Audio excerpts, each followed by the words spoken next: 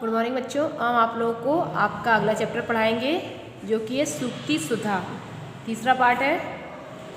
इसके श्लोक हमें पढ़ाना है। कल हमने पढ़ाया था आप लोगों को वृक्षाणाम चेतना, तो वो चैप्टर आपका कंप्लीट हो गया था, तो उसी के आगे है ये सूक्ति सुधा। देखिए, भाषासु मुख्या मधुरा दिव्या गीर्वाण भारती तस्मादि काव्यम मधुरम तस्मादपि सुभाषितम। भाषासु यानी कि भाषाओं में, मुख्य मधुरा यानी प्रमुख, मधुर मीन्स मीठी, दिव्या यानी कि देवी स्वरूप, दिव्या यानी कि देवी स्वरूप, गीर्वाण भारती यानी देवों की भाषा, देवी स्वरूप देवों की भाषा, तस्मादि काव्यम, तस्मादि काव्यम मीन्स इसका काव्य, तस्मादपि सुभाषितम, सुभाषितम मीन्स अत्यंत सुंदर है। ठीक है, अच्छा ये इसकी मीनिंग थी। और देखिए इसका, भाषासु मुख्य मधुरा दिव्या गीर्वाण भारती तस्मादपि, तस्मादि काव्यम मधुरम तस्मादपि सुभाषितम। यानी कि कवि कहते हैं कि संपूर्ण भाषाओं में देवताओं की वाणी मधुर और दिव्य है। देवताओं की वाणी यानी कि संस्कृत भाषा, संस्कृत भाषा को यहाँ पे देवताओं की वाणी कहा जाता है।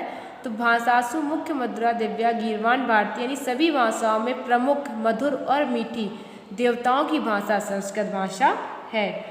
तस्मादपि काव्यम मधुरम तस्मादपि सुभाषितम, तस्मादपि काव्यम यानी कि इस उससे भी मधुर उसका काव्य, यानी कि संस्कृत भाषा से भी मधुर संस्कृत भाषा का काव्य है, और इसके काव्य से भी अत्यधिक मधुर इसकी सूक्तियाँ है, यानी सुभाषित है। ठीक है, फिर देख लीजिए, कवि कहते हैं कि संपूर्ण भाषाओं में देवताओं की वाणी यानी कि संस्कृत भाषा अत्यंत मधुर और प्रिय, मधुर और दिव्य है। उससे भी मधुर उसकी, और उससे भी मधुर उसका काव्य है, और काव्य से भी मधुर उसकी सूक्तियाँ हैं। ठीक है, अगला देखिए, पृथ्व्या त्रिरत्नानि जलमन्नम सुभाषितम मूढ़े पाषाण खंडेषु रत्नम संज्ञा विधीयते।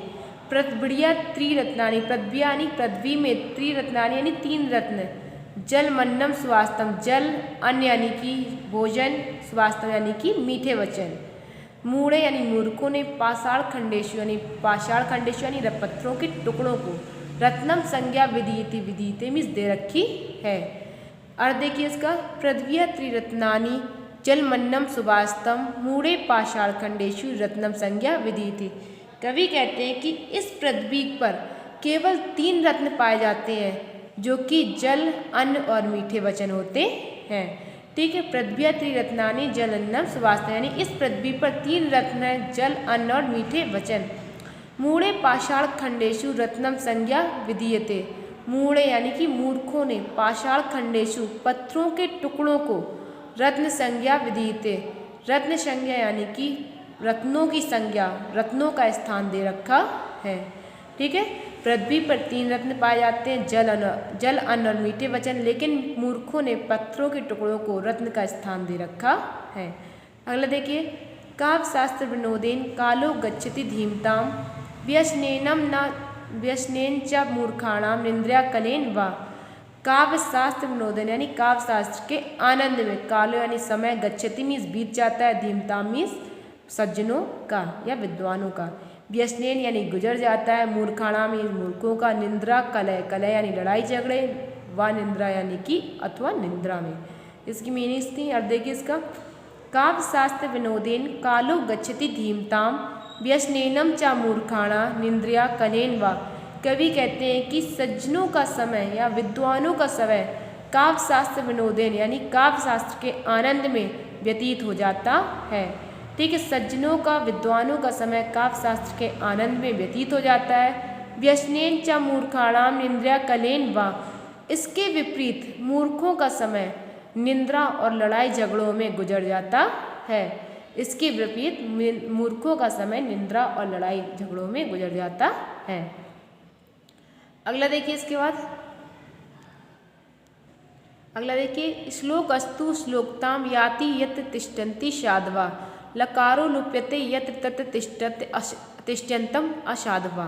श्लोकस्तु यानी श्लोक है, श्लोक यानी कि तू मीन्स तो, श्लोकता मीन्स यश को प्राप्त करता है, साधवा मीन्स सज्जने, लुप्यते मीन्स होता है लुप्त हो जाता है, लुप्यते मीन्स होता है लुप्त हो जाता है, यत्र मीन्स जहाँ पर, तत्र जहाँ तहाँ पर, तिष्ठन्ता साधवा मीन्स दुर्जन लोग बैठते हैं। देखिए अर्थ, श्लोकस्तु श्लोकताम याति तस् यत याति यत तिष्ठन्ति साधवा। कवि कहते हैं कि जहाँ पर सज्जन व्यक्ति निवास करते हैं वहाँ पर श्लोक शब्द यश को प्राप्त करता है। श्लोकस्तु श्लोकताम याति यत तिष्ठन्ति साधवा, यानी कि जहाँ पर सज्जन व्यक्ति निवास करते हैं वहाँ पर श्लोक शब्द यश को प्राप्त करता है। लकारो लुप्यते यत्र तत्र तिष्ठन्त असाधवा, परंतु जहाँ पर असाधु दुर्जन व्यक्तियों का निवास होता है वहाँ श्लोक का ला लुप्त हो जाता है। लकारो लुप्यते यानी श्लोक का ला लुप्त हो जाता है और वह श्लोक शोक में बदल जाता है। ठीक है, देखिए फिर से, श्लोकस्तु श्लोकताम याति यत तिष्ठन्ति साधवा, यानी कि कवि कहते हैं कि जहाँ पर सज्जनों का निवास होता है वहाँ श्लोक शब्द यश को प्राप्त करता है, परंतु जहाँ पर दुर्जन व्यक्ति बैठते हैं या दुर्जन व्यक्तियों का निवास होता है वहाँ श्लोक का ला लुप्त हो जाता है और वह शोक में बदल जाता है। अप्राप्त कालम वैष्णव बृहस्पतिरी ब्रुवन प्राप्नुयाद बुद्धव अज्ञानम मामाचम शाश्वतम। अप्राप्त कालम यानी कि समय के प्रतिकूल, बृहस्पति मीन्स देवताओं के गुरु बृहस्पति, ब्रुवन मीन्स कहते हैं, बुद्धम बुद्धयव ज्ञानम बुद्धि की अवज्ञा, शाश्वतम मीन निरंतर। ये इसकी मीनिंग थी। और देखिए, अप्राप्त कालम वैष्णव बृहस्पति रपि ब्रुवन प्राप्नुयाद बुद्धम अवज्ञानम अपमानच्चम शाश्वतम।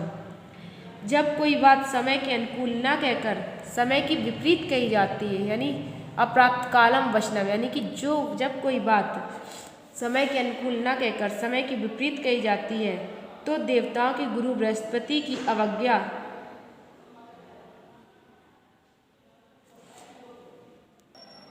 देखिए इसका अर्थ कि जब कोई बात